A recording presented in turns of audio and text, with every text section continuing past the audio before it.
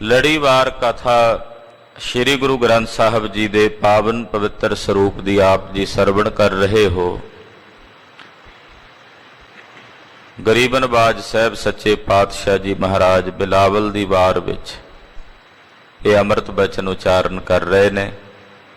ਸਰਵਣ ਕਰਨ ਤੋਂ ਪਹਿਲਾਂ ਧੰਨ ਗੁਰੂ ਅਮਰਦਾਸ ਤੀਸਰੇ ਪਾਤਸ਼ਾਹ ਮਹਾਰਾਜ ਜੀ ਦੇ ਪਾਵਨ ਚਰਨਾਂ ਵਿੱਚ ਆਪਣੀਆਂ ਹਾਜ਼ਰੀਆਂ ਲਵਾਈਏ। ਆਖੀਏ ਜੀ ਸਤਨਾਮ ਸ਼੍ਰੀ ਵਾਹਿਗੁਰੂ ਸਾਹਿਬ ਜੀ। ਸਤਨਾਮ ਸ਼੍ਰੀ ਵਾਹਿਗੁਰੂ ਸਾਹਿਬ ਜੀ।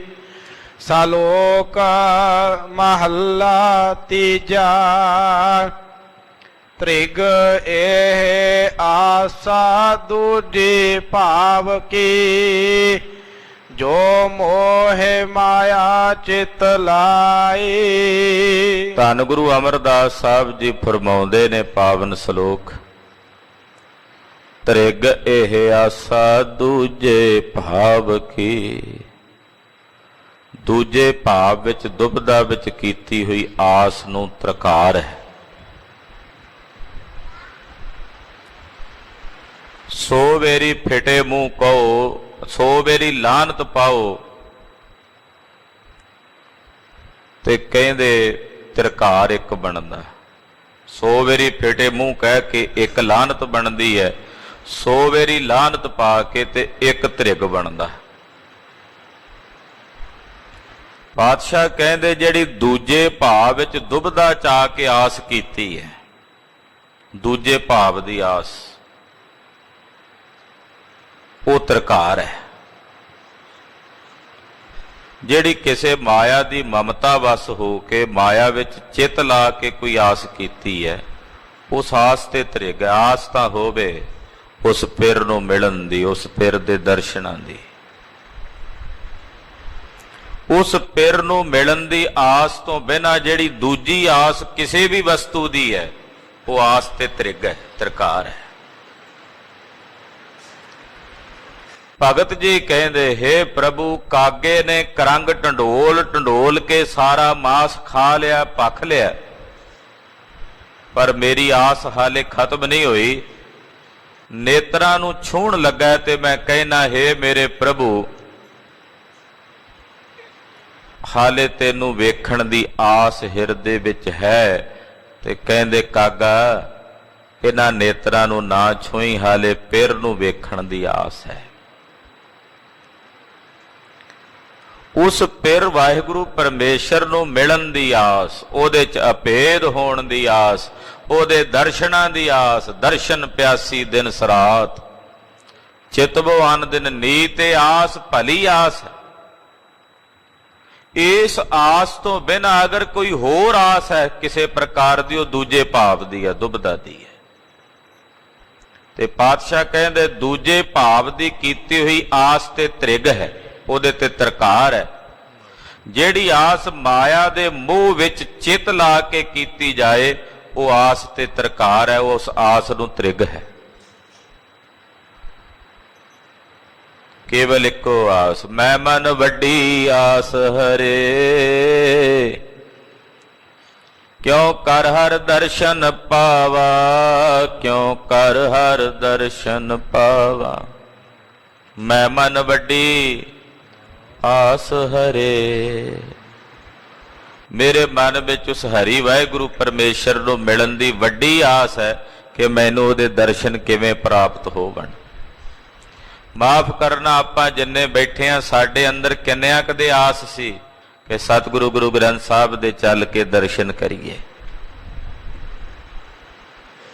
ਬਹੁਤਿਆਂ ਦੇ ਹਿਰਦੇ 'ਚ ਆਸ ਹੋਵੇਗੀ, ਚਲੋ ਗੁਰਦੁਆਰੇ ਚੱਲੀਏ, ਜਾ ਕੇ ਮਹਾਰਾਜ ਜੀ ਨੂੰ ਅਰਦਾਸ ਕਰੀਏ ਵੀ ਆਹ ਮਿਲ ਜੇ, ਆਹ ਪਦਾਰਥ ਮਿਲ ਜੇ, ਆਹ ਵਸਤੂ ਮਿਲ ਜੇ। ਦਰਸ਼ਨਾਂ ਦੀ ਆਸ ਰੱਖ ਕੇ ਅਸੀਂ ਕਿੰਨੇ ਕਾਂ ਜਿਹੜੇ ਆਏ ਹੋਵਾਂਗੇ। ਮਾਇਆ ਦੇ ਮੋਹ ਵਿੱਚ ਚਿੱਤ ਲਾ ਕੇ ਕੀਤੀ ਹੋਈ ਜਿਹੜੀ ਆਸ ਹੈ, ਪਾਤਸ਼ਾਹ ਕਹਿੰਦੇ ਉਸ ਆਸ ਨੂੰ ਤ੍ਰਿਗ ਕਹਿਆ ਜਾਂਦਾ ਹੈ, ਉਹਦੇ ਤੇ ਤਰਕਾਰ ਹੈ। ਹਰ ਸੁਖ ਪਲਰ ਤੇ ਆਗਿਆ, ਨਾਮ ਵਿਸਾਰ ਦੁਖ ਪਾਏ। ਹਰੀ ਵਾਹਿਗੁਰੂ ਪਾਰ ਬ੍ਰਹਮ ਪਰਮੇਸ਼ਰ ਦਾ ਜਿਹੜਾ ਭਜਨ ਹੈ ਉਹਨੂੰ ਪੱਲਰ ਵਾਂਗੂ ਤਿਆਗੀ ਬੈਠਾ ਬੰਦਾ। ਪੱਲਰ ਕਹਿੰਦੇ ਪਰਾਲੀ ਨੂੰ। ਹੁਣ ਪਰਾਲੀ ਦੇ ਵਿੱਚੋਂ ਜਿਵੇਂ ਦਾਣੇ ਕੱਢ ਲਏ ਜਾਣ ਤੇ ਪਰਾਲੀ ਕਿਸ ਕੰਮ ਦੀ? ਫੋਕੀ ਬੰਦੇ ਵਾਸਤੇ ਤਾਂ ਨਹੀਂ ਕਿਸੇ ਕੰਮ ਦੀ। ਆ ਜਾਨਵਰ ਖਾ ਲੈਣ ਤਾਂ ਖਾ ਲੈਣ। ਹਰੀ ਵਾਹਿਗੁਰੂ ਪਰਮੇਸ਼ਰ ਦੀ ਬੰਦਗੀ ਦਾ ਜਿਹੜਾ ਸੁੱਖ ਹੈ ਉਹਨੂੰ ਪੱਲਰ ਵਾਂਗੂ ਤਿਆਗ ਦਿੰਦਾ, ਪਰਾਲੀ ਵਾਂਗੂ, ਵੀ ਸਾਨੂੰ ਇਹਦੇ ਚੋਂ ਕੀ ਲੱਭਣਾ ਜੀ। ਔਰ ਨਾਮ ਵਿਸਾਰ ਦੁੱਖ ਪਾਏ। ਪਾਤਸ਼ਾਹ ਕਹਿੰਦੇ ਪਰਮੇਸ਼ਰ ਦੇ ਨਾਮ ਨੂੰ ਵਿਸਾਰ ਕੇ ਫਿਰ ਇਹੋ ਜਿਹਾ ਬੰਦਾ ਦੁੱਖ ਭੋਗਦਾ। ਜਦੋਂ ਹਰੀ ਦੇ ਨਾਮ ਨੂੰ, ਜਿਹੜਾ ਸਾਰੇ ਸੁੱਖਾਂ ਵਿੱਚੋਂ ਸ੍ਰੇਸ਼ਟ ਸੁੱਖ ਹੈ, ਉਹਨੂੰ ਪੱਲਰ ਵਾਂਗੂ ਤਿਆਗ ਦਿੰਦਾ ਵੀ ਇਹ ਤਾਂ ਨਿਕੰਮਾ ਹੈ, ਸਾਨੂੰ ਵਾਹਿਗੁਰੂ ਵਾਹਿਗੁਰੂ ਕਰਕੇ ਕੀ ਮਿਲ ਜਾਣਾ, ਤਿਆਗ ਦਿੰਦਾ। ਔਰ ਸੰਸਾਰ ਦੇ ਧੰਦਿਆਂ ਵਿੱਚ ਪ੍ਰਵਿਰਤ ਹੁੰਦਾ, ਨਾਮ ਨੂੰ ਵਿਸਾਰਦਾ, ਤਾਂ ਪਾਤਸ਼ਾਹ ਕਹਿੰਦੇ ਫਿਰ ਇਹਨੂੰ ਦੁੱਖ ਪਾਉਣੇ ਪੈਂਦੇ ਆ। ਨਾਮ ਵਿਸਾਰ ਦੁੱਖ ਪਾਏ। ਹਰੀ ਦੇ ਨਾਮ ਨੂੰ ਵਿਸਾਰ ਕੇ ਦੁੱਖ ਪ੍ਰਾਪਤ ਹੁੰਦਾ।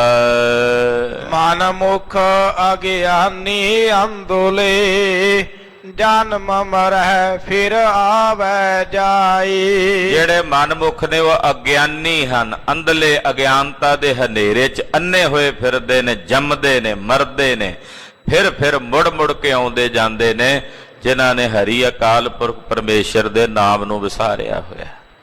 ਉਹ ਮਨਮੁਖ ਨੇ, ਅਗਿਆਨੀ ਹਨ, ਅੰਧਲੇ ਹਨ, ਗਿਆਨ ਵਿਹੂਣੇ ਹਨ। ਉਹ ਜੰਮਦੇ ਮਰਦੇ ਰਹਿੰਦੇ ਹਨ, ਮੁੜ ਮੁੜ ਕੇ ਆਉਂਦੇ ਜਾਂਦੇ ਰਹਿੰਦੇ ਹਨ। ਕਾਰਜ ਸਿੱਧ ਨਾ ਹੋਵਨੀ, ਅੰਤ ਗਿਆ ਪਛੁਤਾਏ। ਉਹਨਾਂ ਦਾ ਕੋਈ ਵੀ ਕੰਮ ਸਿੱਧ ਨਹੀਂ ਹੁੰਦਾ। ਮਨਮੁਖਾਂ ਦਾ ਕੋਈ ਵੀ ਕੰਮ ਸਫਲ ਨਹੀਂ। ਗੁਰਮੁਖ ਭਜਨ ਕਰਨ ਉਹਨਾਂ ਦਾ ਖਾਣਾ ਵੀ ਸਫਲ, ਗੁਰਮੁਖ ਭਜਨ ਕਰਨ ਉਹਨਾਂ ਦਾ ਪਹਿਨਣਾ ਵੀ ਸਫਲ, ਗੁਰਮੁਖ ਭਜਨ ਕਰਨ ਉਹਨਾਂ ਦਾ ਬੋਲਣਾ ਵੀ ਸਫਲ,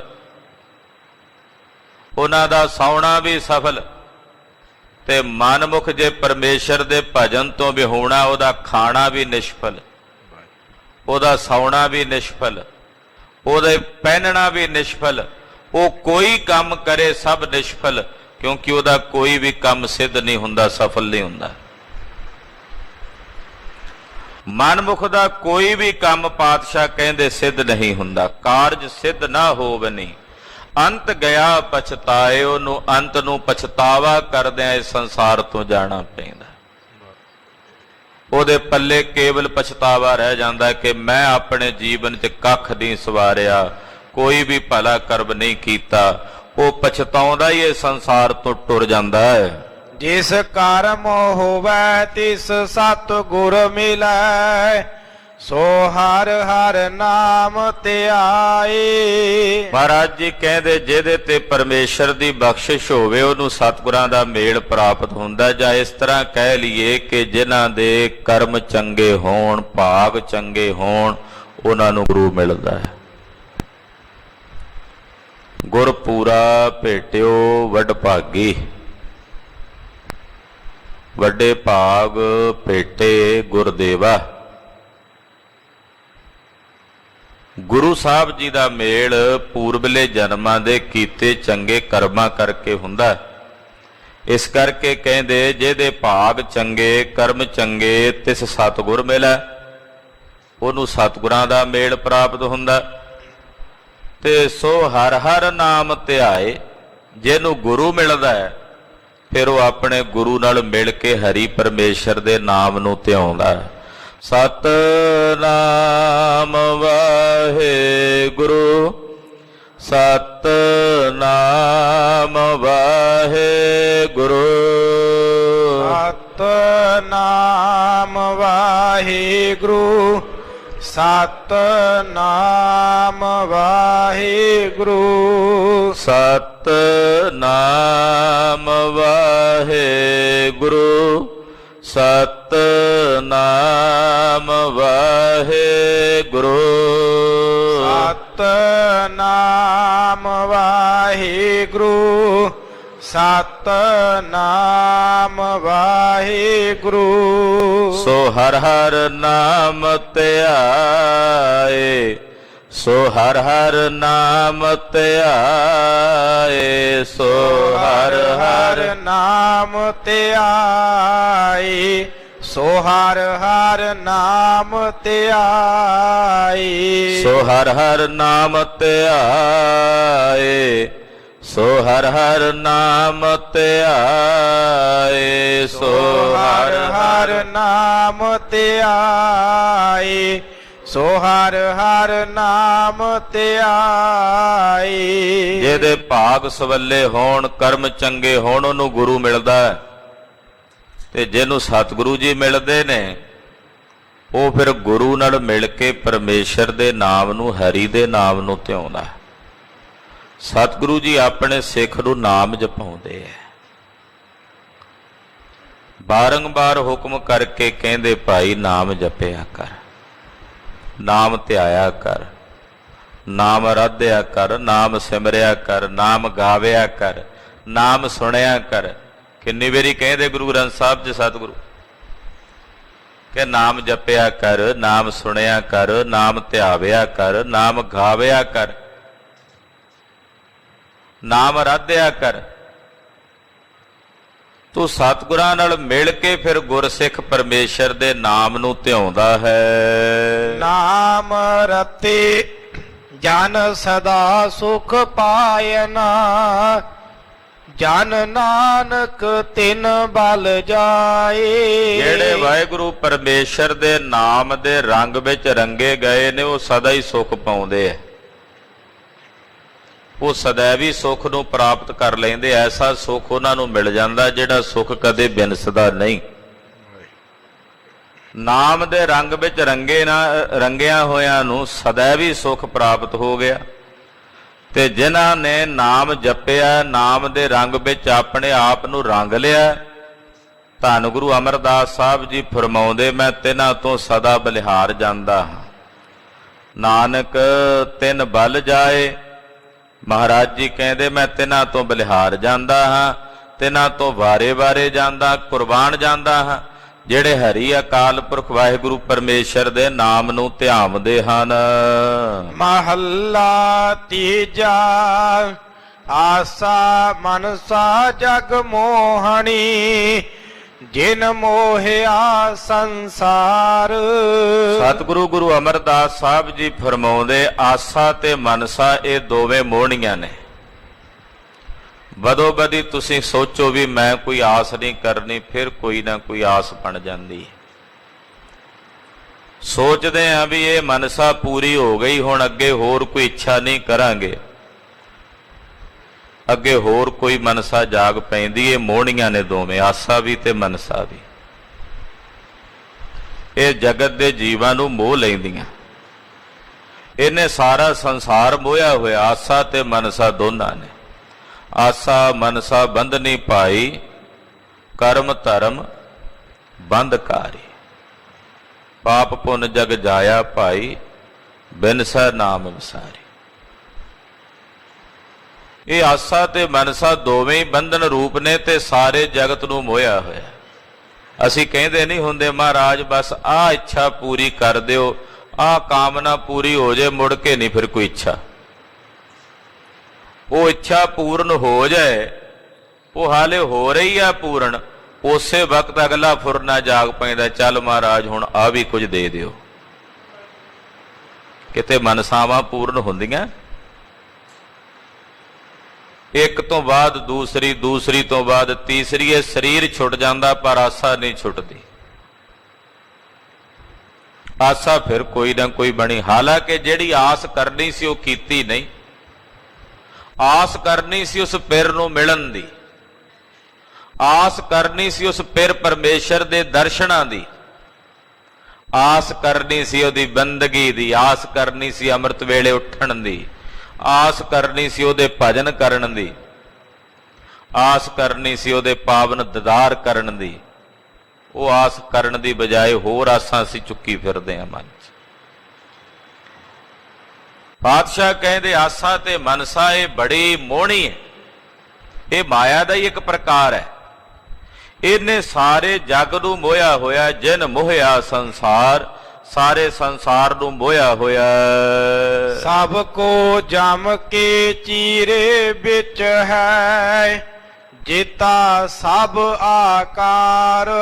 ਪਾਤਸ਼ਾਹ ਕਹਿੰਦੇ ਜਿਤਨਾ ਵੀ ਆਕਾਰ ਨਜ਼ਰ ਆਉਂਦਾ ਇਹ ਸਾਰਾ ਉਸ ਜਮ ਦੇ ਦਫ਼ਤਰ ਵਿੱਚ ਹੈ। ਚੀਰੇ ਦਾ ਮਤਲਬ ਹੁੰਦਾ ਉਹਦੇ ਦਫ਼ਤਰ 'ਚ, ਯਾਨੀ ਕਿ ਹਰ ਇੱਕ ਸ਼ੈ ਦਾ, ਹਰ ਇੱਕ ਜੀਵ ਦਾ ਉਹਦੇ ਦਫ਼ਤਰ 'ਚ ਲੇਖਾ ਹੋਣਾ ਹੈ।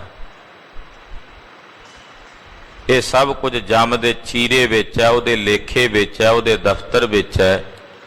ਯਾਨੀ ਕਿ ਉੱਥੇ ਹੀ ਸਾਰਿਆਂ ਨੇ ਵੇਖਣਾ ਕਿ ਇਹ ਪ੍ਰਵਾਨ ਹੁੰਦਾ ਹੈ ਕਿ ਨਹੀਂ ਹੁੰਦਾ ਉੱਥੇ।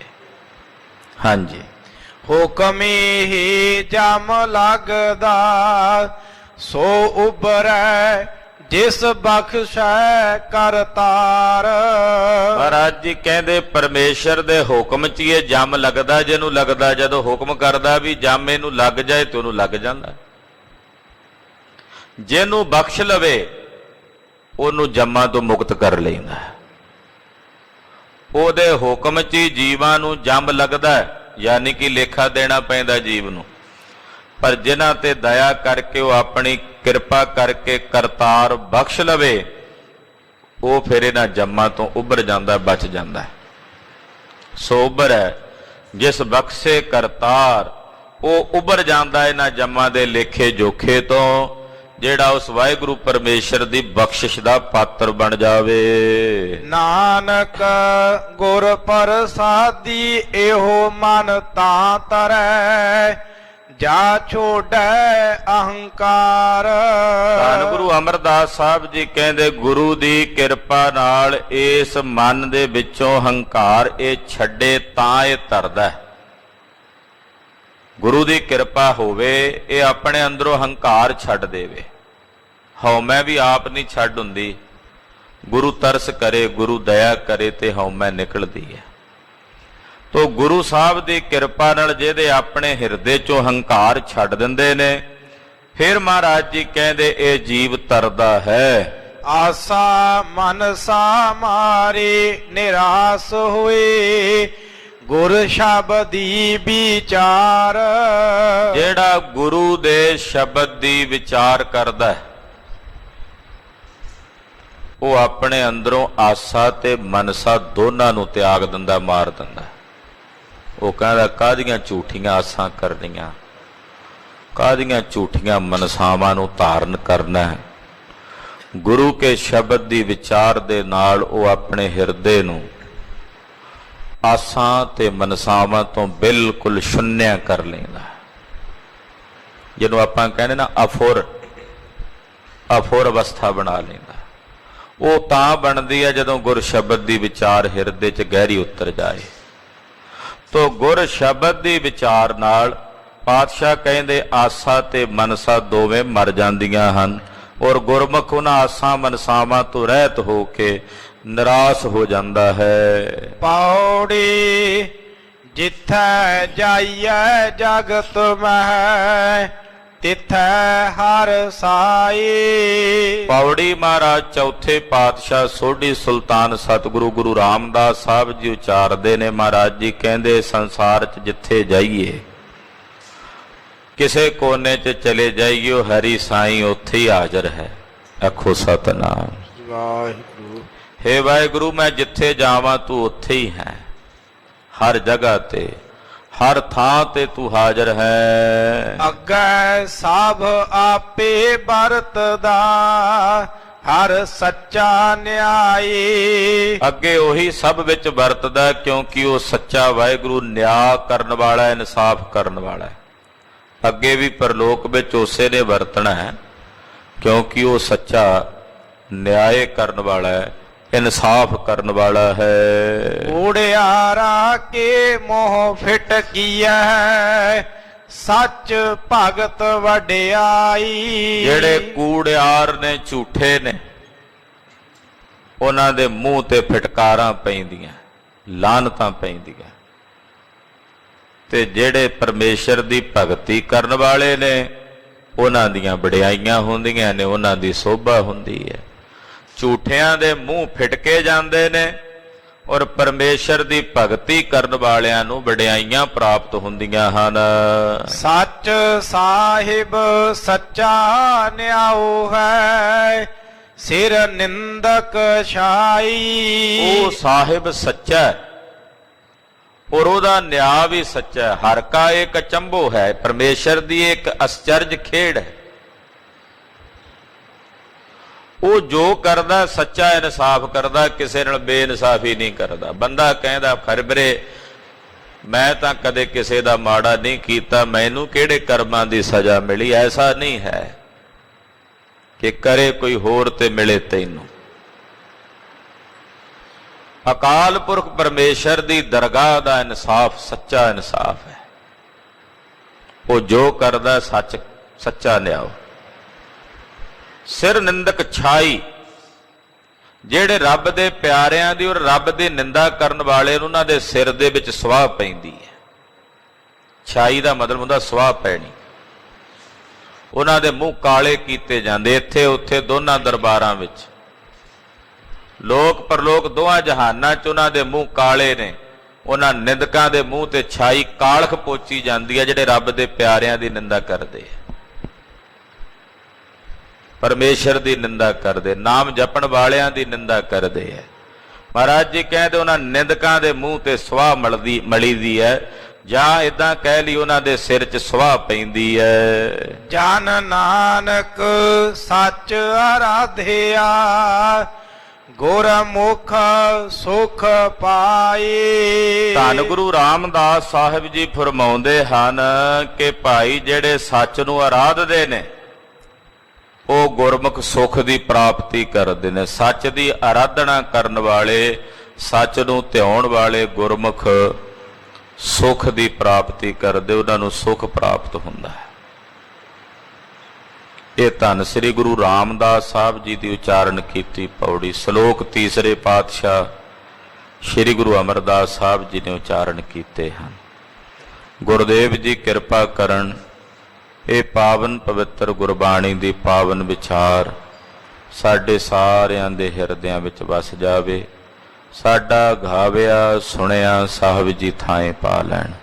ਹੋਈਆਂ ਭੁੱਲਾਂ ਚੁੱਕਾਂ ਦੀ ਖਿਮਾ ਅਰਦਾਸ ਕਰਨੀ ਸਤਿਗੁਰੂ ਜੀ ਅਗਾਂਹ ਵਾਸਤੇ ਸਦ ਬੁੱਧੀ ਤੇ ਸਮਤ ਪ੍ਰਦਾਨ ਕਰਨ। ਵਾਹਿਗੁਰੂ ਵਾਹਿਗੁਰੂ ਵਾਹਿਗੁਰੂ ਵਾਹਿਗੁਰੂ।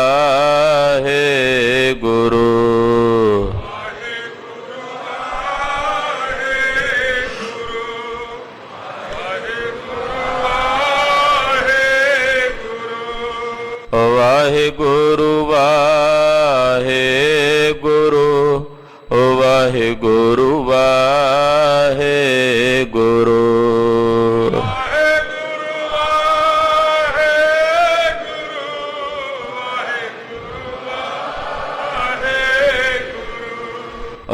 ਵਾਹਿਗੁਰੂ ਵਾਹਿਗੁਰੂ ਵਾਹਿਗੁਰੂ ਵਾਹਿਗੁਰੂ।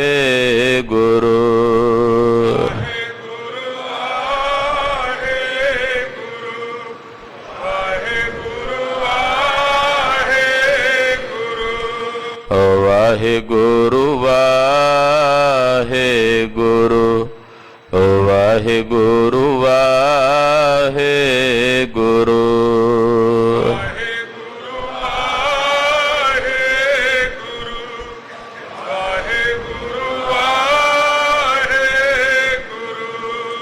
ਵਾਹਿਗੁਰੂ ਜੀ ਕਾ ਖਾਲਸਾ ਵਾਹਿਗੁਰੂ ਜੀ ਕੀ ਫਤਿਹ। ਠਾਕੁਰ ਤੁਮ ਪਹਿ ਅਰਦਾ, तेरी रास तुम महत पिता, हम बारक तेरे तुमरी कृपा में। कोई न जाने तुमरा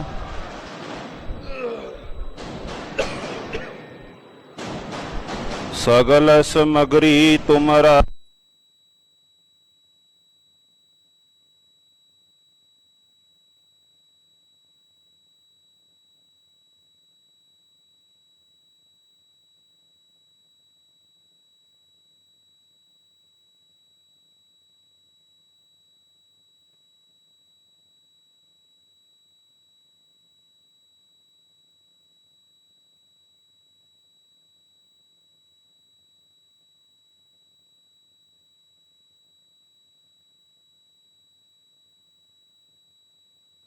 ਦਸਵੀਂ ਪ੍ਰਥਮ ਭਗਉਤੀ ਸਿਮਰ ਕਾ ਗੁਰੂ ਨਾਨਕ ਲਈ ਧਿਆਏ। ਫਿਰ ਅੰਗਦ ਗੁਰ ਤੇ ਅਮਰਦਾਸ ਰਾਮਦਾਸੈ ਹੋਈ ਸਹਾਏ। ਅਰਜਨ ਹਰ ਗੋਬਿੰਦ ਨਾਉ ਸਿਮਰਉ ਸ਼੍ਰੀ ਹਰਿ ਰਾਏ। ਸ਼੍ਰੀ ਹਰਿ ਕ੍ਰਿਸ਼ਨ ਧਿਆਈਆ ਜਿਸ ਡਿਠੇ ਸਭ ਦੁਖ ਜਾਏ। ਤੇਗ ਬਹਾਦਰ ਸਿਮਰਿਆ ਘਰ ਨੌ ਨਿਦਾਵੈ ਧਾਏ। ਸਭ ਥਾਈ ਹੋਈ ਸਹਾਏ। ਦਸਵੇਂ ਪਾਤਸ਼ਾਹ ਸ੍ਰੀ ਗੁਰੂ ਗੋਬਿੰਦ ਸਿੰਘ ਸਾਹਿਬ ਜੀ ਸਭ ਥਾਈ ਹੋਈ ਸਹਾਏ। ਦਸਾਂ ਪਾਤਸ਼ਾਹ ਜੋਤ ਸ੍ਰੀ ਗੁਰੂ ਗ੍ਰੰਥ ਸਾਹਿਬ ਜੀ ਦੇ ਪਾਠ ਦੀਦਾਰ ਦਾ ਧਿਆਨ ਧਾਰ ਕੇ ਬੋਲੋ ਜੀ। ਪੰਜਾਂ ਪਿਆਰਿਆਂ ਚੌਹਾਂ ਸਾਹਿਬਜ਼ਾਦਿਆਂ 40 ਮੁਕਤਿਆਂ 8 ਜਪੀਆਂ ਤਪੀਆਂ ਜਿਨ੍ਹਾਂ ਨਾਮ ਜਪਿਆ ਵੰਡ ਛਕਿਆ ਦੀਕ ਚਲਾਈ ਤੇ ਗਵਾਹੀ। ਦੇਖ ਕੇ ਅੰਡਿਠ ਕੀਤਾ ਤਿਨਾਂ ਪਿਆਰਿਆਂ ਸਚਾਰਿਆਂ ਦੀ ਕਮਾਈ ਦਾ ਧਿਆਨ ਧਾਰ ਕੇ ਖਾਲਸਾ ਜੀ ਬੋਲੋ ਜੀ ਵਾਹਿਗੁਰੂ। ਜਿਨ੍ਹਾਂ ਸਿੰਘਾਂ ਸਿੰਘਣੀਆਂ ਨੇ ਧਰਮ ਏਤ ਸੀਸ ਦਿੱਤੇ ਬੰਦ ਬੰਦ ਕਟਾਏ ਖੋਪਰੀਆਂ ਲੋਹਾਈਆਂ ਚਰਖੜੀਆਂ ਤੇ ਚੜੇ ਤਨ ਆਰਿਆਂ ਨਾਲ ਛਿਰਾਏ ਗਏ ਗੁਰਦੁਆਰਿਆਂ ਦੀ ਸੇਵਾ ਸੰਭਾਲ ਲਈ ਕੁਰਬਾਨੀਆਂ ਕੀਤੀਆਂ ਧਰਮ ਨਹੀਂ ਹਾਰਿਆ। ਸਿੱਖੀ ਕੇਸਾਂ ਸੁਆਸਾਂ ਸੰਗ ਨਿਭਾਹੇ ਤਿਨਾਂ ਦੀ ਕਮਾਈ ਦਾ ਧਿਆਨ ਧਾਰ ਕੇ ਖਾਲਸਾ ਜੀ ਬੋਲੋ ਜੀ। ਪੰਜਾਂ ਤਖਤਾਂ ਸਰਬੱਤ ਗੁਰਦੁਆਰਿਆਂ ਦਾ ਧਿਆਨ ਧਾਰ ਕੇ ਬੋਲੋ ਜੀ ਵਾਹਿਗੁਰੂ। ਪ੍ਰਥਮੇ ਸਰਬੱਤ ਖਾਲਸਾ ਜੀ ਕੀ ਅਰਦਾਸ ਹੈ ਜੀ। ਸਰਬੱਤ ਖਾਲਸੇ ਜੀ ਕਾ ਵਾਹਿਗੁਰੂ ਵਾਹਿਗੁਰੂ ਵਾਹਿਗੁਰੂ। ਚਿਤਾਵੇ ਚਿਤਾਵਨ ਕਾ ਸਦਕਾ ਸਰਬ ਸੁਖ ਹੋਵੇ। ਜਹਾਂ ਜਹਾਂ ਖਾਲਸਾ ਜੀ ਸਾਹਿਬ ਤਹਤ ਹਰ ਛਿਆ ਰਿਆਇਤ ਦੇਖ ਦੇਖ ਫਤਿਹ ਬਿਰਧ ਕੀ ਪਾਜ ਪੰਥ ਕੀ ਜੀਤ। ਸ੍ਰੀ ਸਾਹਿਬ ਜੀ ਸਹਾय ਖਾਲਸੇ ਜੀ ਕੇ ਬੋਲ ਬਾਲੇ ਬੋਲੋ ਜੀ। ਸਿੱਖਾਂ ਨੂੰ ਸਿੱਖੀ ਦਾਨ ਕੇਸ ਦਾਨ ਰਹਿਤ ਦਾਨ ਵਿਵੇਕ ਦਾਨ ਵਸਾਹਾ ਦਾਨ ਭਰੋਸਾ ਦਾਨ ਦਾਨਾ ਸਿਰਦਾਨ ਨਾਮਦਾਨ। ਸ੍ਰੀ ਅੰਮ੍ਰਿਤਸਰ ਸਾਹਿਬ ਜੀ ਕੇ ਦਰਸ਼ਨ ਇਸ਼ਨਾਨ। ਚੌਂਕੀਆਂ ਝੰਡੇ ਬੁੰਗੇ ਜੁਗੋ ਜੁਗਿਆ ਟਲ ਧਰਮ ਕਾ ਜੈਕਾਰ ਬੋਲੋ ਜੀ। ਸਿੱਖਾਂ ਦਾ ਮਨ ਨੀਵਾ ਮਤ ਉੱਚੀ ਮਤ ਪਾਦਾ ਰਾਖਾ ਵਾਹਿਗੁਰੂ। ਹੀ ਅਕਾਲ ਪੁਰਖ ਆਪਣੇ ਪੰਥ ਦੇ ਸਦਾ ਸਹਾਈ। ਦਤਾਰ ਜੀਓ ਸ੍ਰੀ ਨਨਕਾਣਾ ਸਾਹਿਬ ਤੇ ਹੋਰ ਗੁਰਦੁਆਰਿਆਂ ਗੁਰਧਾਮਾਂ ਦੇ ਜਿਨ੍ਹਾਂ ਤੋਂ ਪੰਥ ਨੂੰ ਵਿਛੋੜਿਆ ਗਿਆ ਹੈ। ਖੁੱਲੇ ਦਰਸ਼ਨ ਦਦਾਰ ਸੇਵਾ ਸੰਭਾਲ ਦਾ ਦਾਨ ਖਾਲਸਾ ਜੀ ਨੂੰ ਬਖਸ਼ੋ। ਨਿਮਾਣਿਆਂ ਦੇ ਮਾਨ ਨਿਤਾਣਿਆਂ ਦੇ ਤਾਰ ਨਿਉਟਿਆਂ ਦੀ ਓਟ ਸੱਚੇ ਪਿਤਾ ਵਾਹਿਗੁਰੂ ਜੀ।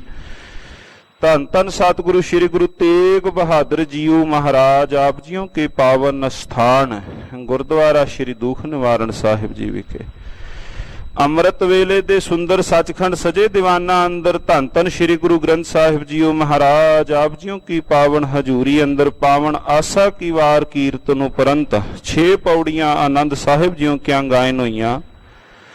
ਅੰਮ੍ਰਿਤ ਵੇਲੇ ਪਾਵਨ ਸ਼੍ਰੀ ਮੁਖ ਵਾਕ ਜੀ ਦੀ ਕਥਾ ਵਿਚਾਰ ਸਤਿਗੁਰੂ ਜੀਓ ਪਾਵਨ ਅਸਥਾਨਾਂ ਤੇ ਚੱਲ ਰਹੀ ਲੜੀਵਾਰ ਸ਼ਬਦ ਵਿਚਾਰ ਹੋਈ। ਸਮੁੱਚੀਆਂ ਸੇਵਾਵਾਂ ਨਿਭਾਉਂਦਿਆਂ ਹੋਈਆਂ ਬੇਅੰਤ ਭੁੱਲਾਂ ਦੀ ਖਿਮਾ ਬਖਸ਼ਣੀ ਸਤਿਗੁਰੂ ਜੀ ਰਹਿਮਤ ਕਰਨੀ। ਪੜੀ ਸੁਣੀ ਬਾਣੀ ਘਾਲ ਥਾਂ ਪਾਉਣੀ ਪਾਵਨ ਪਵਿੱਤਰ ਬਾਣੀ ਦਾ ਭਾਵ ਦਾਰਾਈ ਸੰਗਤ ਸੇਵਕ ਟਹਿਲੂਆਂ ਦੇ ਹਿਰਦਿਆਂ ਅੰਦਰ ਵਸਾਉਣਾ ਸਤਿਗੁਰੂ ਜੀ ਰਹਿਮਤ ਕਰਨੀ। ਘਰਾਂ ਅੰਦਰ ਪਰਿਵਾਰਾਂ ਅੰਦਰ ਸੁਖ ਸ਼ਾਂਤੀ ਨਾਮ ਦੀਆਂ ਦਾਤਾਂ ਦੇ ਕੇ ਨਵਾਜਣਾ। ਗੁਰੂ ਗਰੀਬ ਨਵਾਜੀਓ ਹਾਜ਼ਰੀਆਂ ਭੇਟਾਵਾਂ ਸੇਵਾਵਾਂ ਲੇਖੇ ਲਾਉਣੀਆਂ। ਗੁਰੂ ਗਰੀਬ ਨਵਾਜੀਓ ਆਪ ਜੀਓ ਕੇ ਪਾਵਨ ਪਵਿੱਤਰ ਖਜ਼ਾਨਿਆਂ ਵੱਲੋਂ ਤਥਾ ਗੁਰੂ ਪਿਆਰੀਆਂ ਸੰਗਤਾਂ ਵੱਲੋਂ ਪੰਚਾਮ੍ਰਿਤ ਕੜਾਹ ਪ੍ਰਸ਼ਾਦ ਦੀ ਦੇਗ ਸੱਜ ਕੇ ਹਾਜ਼ਰ ਹੈ। ਦਰ ਪ੍ਰਵਾਨ ਹੋਵੇ ਪ੍ਰਵਾਨ ਹੋਇਆ ਪ੍ਰਸ਼ਾਦ ਪਿਆਰੀ ਸੰਗਤ ਦੇ ਰਸਨੇ ਲਾਇਕ ਹੋਵੇ। ਸਤਿਗੁਰੂ ਜੀ ਅਰਦਾਸਾਂ ਬੇਨਤੀਆਂ ਜੋਦੜੀਆਂ ਦਰ ਪ੍ਰਵਾਨ ਕਰਦਿਆਂ ਪਾਵਨ ਸ਼੍ਰੀ ਮੁਖ ਵਾਕ ਬਖਸ਼ਿਸ਼ ਕਰਕੇ ਅਗਲੇ ਦੀਵਾਨ ਸਜਾਉਣ ਦੀ ਆਗਿਆ ਬਖਸ਼ੋ। ਸਤਿਗੁਰੂ ਜੀ ਅੱਖਰ ਵਾਧਾ ਘਾਟਾ ਭੁੱਲ ਚੁੱਕ ਮੁਆਫ ਕਰਨੀ। ਸਰਬੱਤ ਦੇ ਕਾਰਜ ਰਾਸ ਕਰਨੇ ਸਹੀ ਪਿਆਰੇ ਮੇਲ ਜਿਨ੍ਹਾਂ ਮਿਲਦਿਆਂ ਤੇਰਾ ਨਾਮ ਚਿਤ ਆਵੇ। ਨਾਨਕ ਨਾਮ ਚੜ੍ਹਦੀ ਕਲਾ ਤੇਰੇ ਭਾਣੇ ਸਰਬੱਤ ਦਾ ਭਲਾ।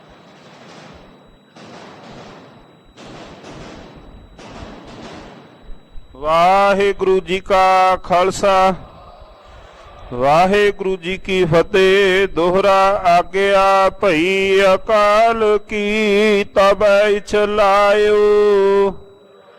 ਸਭ ਸਿੱਖਨ ਕੋ ਹੁਕਮ ਹੈ ਗੁਰੂ ਮਾਨਿਓ।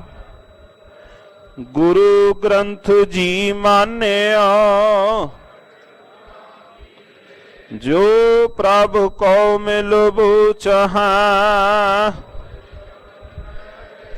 ਰਾਜ ਕਰੇਗਾ ਖਾਲਸਾ, ਆਕੀ ਰਹਿ ਨਾ ਕੋਈ, ख्वार होए सब मिला, राज करेगा खालसा, आकी रहना, ख्वार होए सब मिलांगे। बोले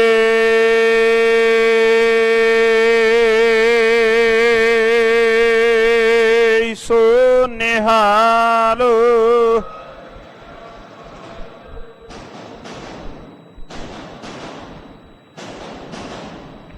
वाहिगुरु जी का खालसा, वाहिगुरु जी की फतेह।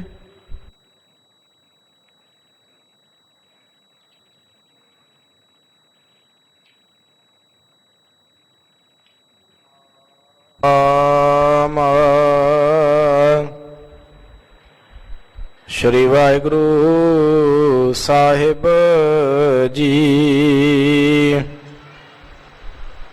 नित जपिया सास गिरास, नाव परवद गारदा, जिसनो करे रहम तिसना बिसारदा।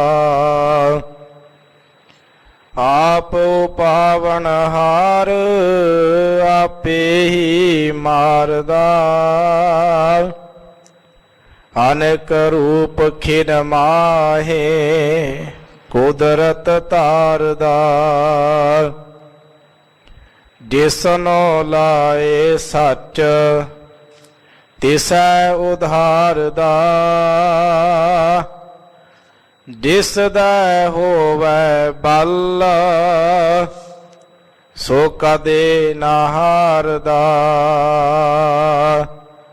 सदा पग दीवान हाओ तिस नमस्कारदा। जिस दा होवै बल सो कदे ना हारदा। सदा पग दीवान है हाओ तिस नमस्कारदा। सो कहो टल गुर अहनिस सहज, दर्शन परसिया गुरु कै जन्म मरण दुख।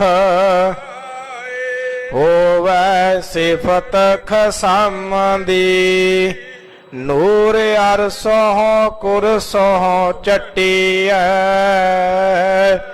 तुद डिठे सच्चे पातशाह मल जन्म जन्म दी। सज्जन सच्चा पातशाह सिर शाहांद। जिस पास बैठिया सोहिया सबनां दा विसा।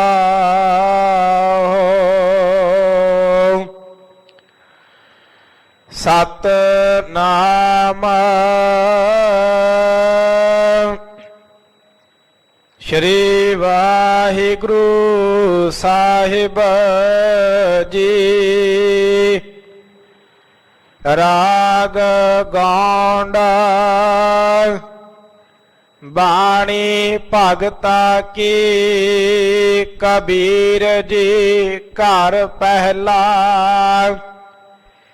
इक ओंकार सत गुर प्रसाद। संत मिलै किछ सुनियै कहियै, मिलै संत मस्त कर रहियै। संत मिलै किछ सुनियै कहियै, मिलै संत मस्त कर रहियै। बाबा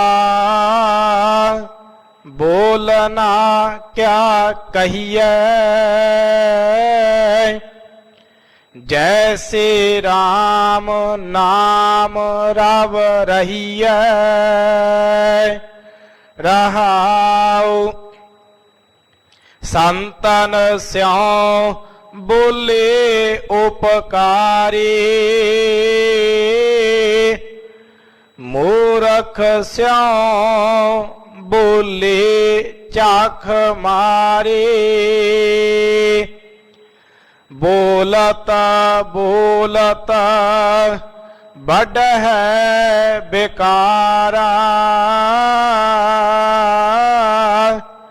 बिन बोले क्या कर है बेचारा। कहो कबीरा छूछा काट बोले, परया हुए सो कबहु न डोले। कहो कबीरा छूछा काट बोले,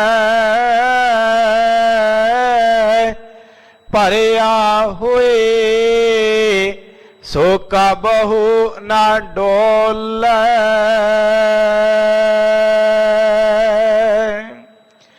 वाहिगुरु जी का खालसा, वाहिगुरु जी की फतेह। जपो सतनाम, सतनाम जी।